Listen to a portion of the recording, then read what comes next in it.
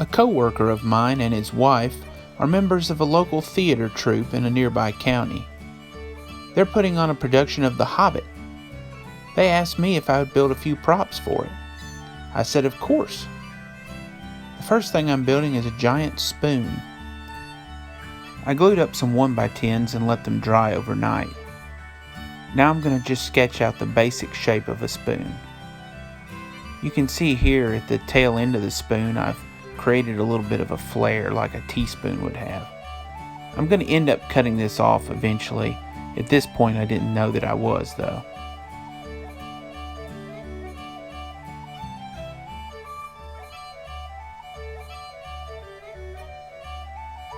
And there's your basic shape. Now to cut it out. I'm starting with my jigsaw.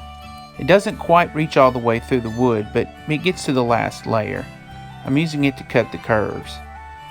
Now for the straight parts, I'm going to use my 8 1/4 inch worm drive saw. This thing is solid steel. This belonged to my grandfather, whom I never met, who died in the 60s. So you can tell this saw is at least 60 years old. It's a hoss.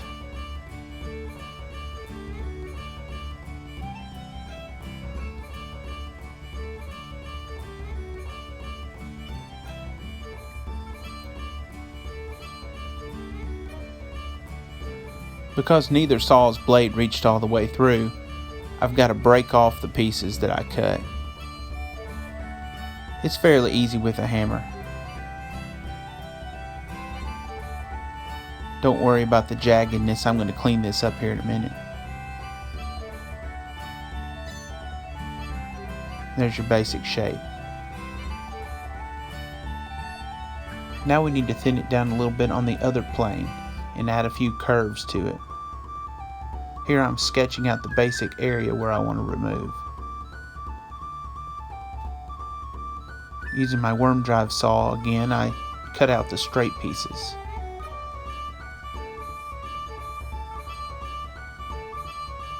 And then with the jigsaw, I finish up the curves. For the thicker parts I can't reach, I use my reciprocating saw to finish up.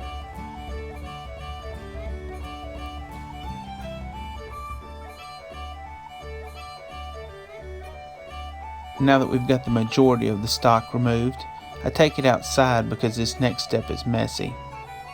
Using a combination of sanders and saws, I start whittling it down and carving it to make it more into the shape of a spoon. For the bowl of the spoon, I use a Forstner bit and I just hog out the material. Then I'll come back with the flap sander and clean it up. Now I've got it inside, I'm using the Dremel sander to kind of fine tune the bowl and clean up some of the marks in it. And now a little final sanding. You can see in this shot where I've cut the teardrop off the end of the handle. I think it looks more like a giant spoon now. The next prop we're making is a club. I learned my lesson with the spoon. Instead of gluing up all the boards and then trying to cut off the excess wood with a saw that doesn't reach through, I've decided to pre-cut some of the layers. That way once they're glued up, they're already halfway carved. Here I'm just spreading glue and stacking the layers in the correct order. Then we'll clamp it up and let it dry overnight. To remove even more excess wood, I've tilted my table saw to 45 degrees, and then I'm going to run all 4 corners of the club through and take off some of the excess.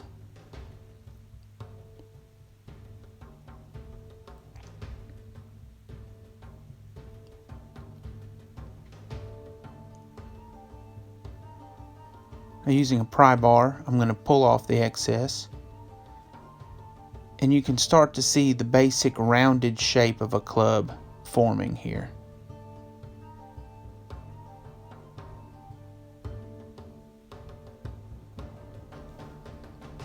Now just like the spoon, we're going to use a combination of saws and the flap sander to get it carved down to our final shape. And here's the finished product. I didn't get any pictures of the sanding portion of this, But you get the idea, it's the same as the spoon.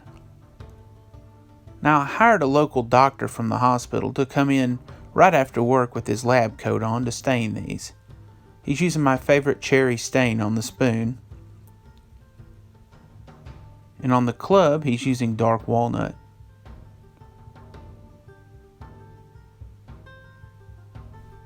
The last prop we're going to make is Bilbo Baggins' pipe. I found this picture of one that Weta Workshop made online. I'm going to base mine on it. The first thing I'm going to make is the stem of the pipe. I need to cut this dowel rod in half, and so to do that, I'm going to hot glue it to a block of wood. This wood will keep it straight as we push it through the bandsaw.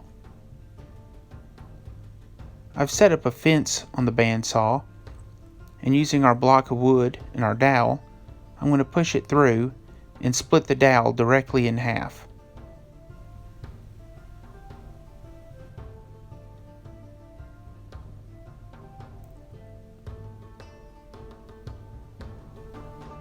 I just use a razor knife to separate the other half of the dowel from the block. Now that we have two halves, they bend a whole lot easier than one whole.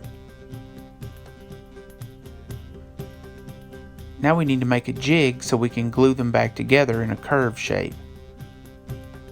Here I'm going to hold the dowel at the curve that I want, and I'm tracing the line on this block of wood. Now using the bandsaw, I cut that line out, and I have two halves in that curve. I'm going to secure the bottom piece to this other block of wood. Now you can see when I put the dowel halves in there, I can clamp it and it'll hold it in this curve. But first, some glue. I've lined the area where the dowel is going to go with blue painter's tape so that if any glue leaks out, the dowel won't be stuck to the block.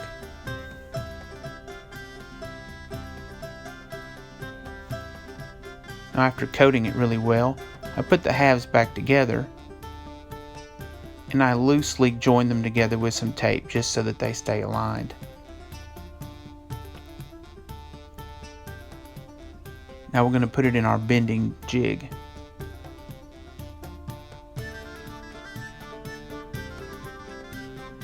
And to hold it secure while it dries, we're just going to screw the top half down to the block as well.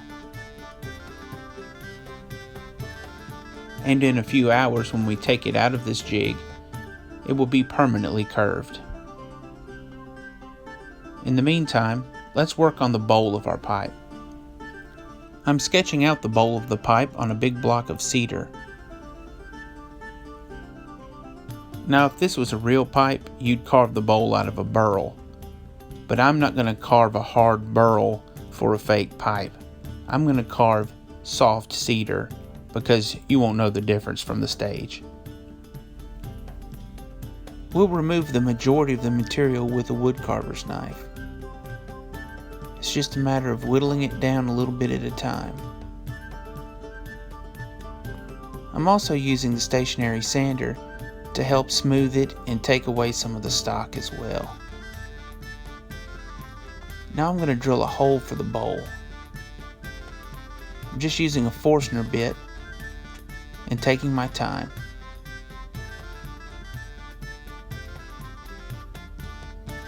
Now it's more carving.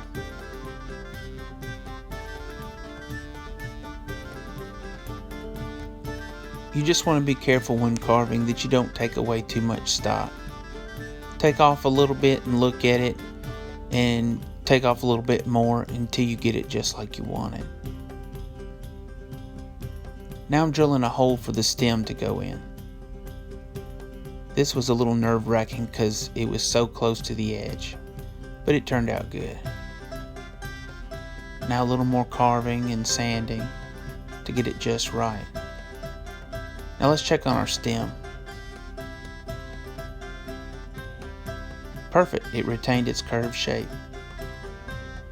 I'm going to sand it up a little bit, get any dried glue off of the outside.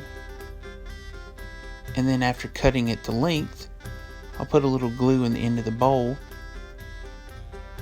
and then I'm inserting the stem, making sure that it's lined up. And there's your basic pipe. Now we need to stain the stem to make it a little darker so it matches the bowl better.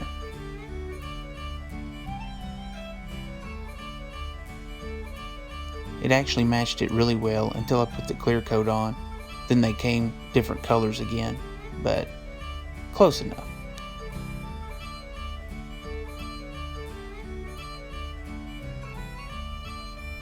Inside the bowl, we need to make it black like it's been burning.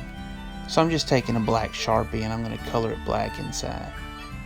I might even put a few black marks around the rim like the fire's leapt out a little bit.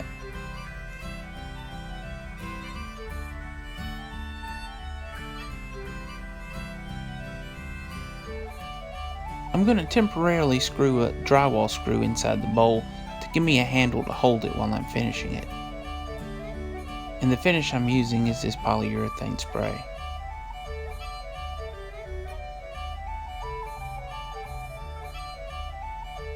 You can see how the bowl darkened up and doesn't match the stem anymore, but I think it still looks good. Now after 3 coats of the spray and thorough drying time, this is what you get. I think it turned out pretty good. Pretty close to the replica that Weta Workshop made. Let's look at them side by side. The overall shape is about the same. There's a few differences, but I think it looks pretty good. Well, the play was wonderful. And afterwards I got to meet a few of the actors that used the props. And we got to take a few pictures. I tell you, this was a really fun project to do. I really enjoyed making the props. I've always wanted to make props for a play. Mrs. Tinker and I really enjoyed going to plays, and so it was good to be a part of one from the other side as well. Well, I hope you enjoyed this video, and hope you stay tuned for the next video. And as always, thanks for watching.